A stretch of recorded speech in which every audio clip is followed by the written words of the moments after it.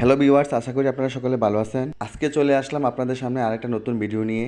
আজ আপনাদের দেখাবো মায়ের হাতে দেশি মুরগ রান্নার রেসিপি। আমাদের বাড়িতে পালা একটা দেশি মুরগ আজকে মা রান্না করার জন্য নিয়ে নিয়েছে। মা প্রথমে মুরগটাকে কেটে কুটে ধুয়ে নিয়ে নিল। এখন মুরগির মাংস রান্না করার জন্য মা পরিমাণ মতো পেঁয়াজ কেটে নিল। পেঁয়াজ কুচি হয়ে গেলে মা চুলার মধ্যে একটা কড়াই বসিয়ে দিল আর এর মধ্যে তেল দিয়ে দিল। তেলটা গরম হয়ে আসলে মা এর মধ্যে পেঁয়াজ কুচি দিয়ে দিল। পেঁয়াজ কুচি দেওয়া হয়ে গেলে মা এখন এর মধ্যে আদা এবং রসুন বাটা দিয়ে দিচ্ছে। রসুনটা পেঁয়াজ কুচির সাথে ভালো করে কষিয়ে নিল। আর এখন মা গরম মশলা দিয়ে দিচ্ছে। মা এখানে মুরগির মাংসটা রান্না করার জন্য পরিমাণ মতো হলুদ গুঁড়া, মরিচ গুঁড়া, জিরা গুঁড়া, হজের গুঁড়া, পরিমাণ মতো লবণ দিয়ে দিল। সবগুলা মশলা দেওয়া হয়ে গেলে মা এখন মশলাগুলা ভালো করে কষিয়ে নিবে। মা এখানে সামান্য পরিমাণে একটু পানি ইউজ করেছে। এখন মা এর মধ্যে এলাচ, দারচিনি দিয়ে দিল, সাথে দিয়ে দিল তেজপাতা। এখন আবার এগুলাকে নেড়ে চেড়ে কষিয়ে নিচ্ছে। মশলাগুলা কষানো হয়ে গেলে মা এখন কেটে রাখা মুরগির মাংসগুলা দিয়ে দিচ্ছে।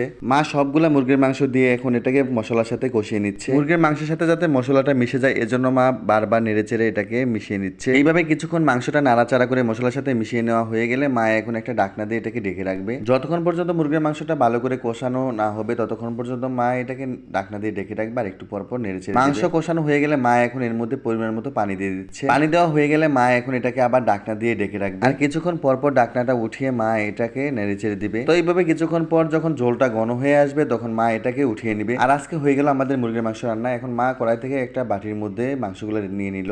তো গাইস, দেখতেই পারছেন মুরগির কালারটা অসাধারণ হয়েছে। আশা করি খেতে এটা অনেক মজা হবে। তো এখন আমি খাওয়ার জন্য আমার প্লেটের মধ্যে 2 পিস মুরগির মাংস আর একটা গিলা নিয়ে নিলাম। আমার কাছে গিলাটা অনেক মজা লাগে তাই আমি গিলাটা নিয়ে নিয়েছিলাম। তো এক লুকমা মুখে দিতে সত্যি মায়ের হাতে রান্না অসাধারণ হয়েছে। তো আজ এই পর্যন্ত, সবাই ভালো থাকবেন। আল্লাহ হাফেজ।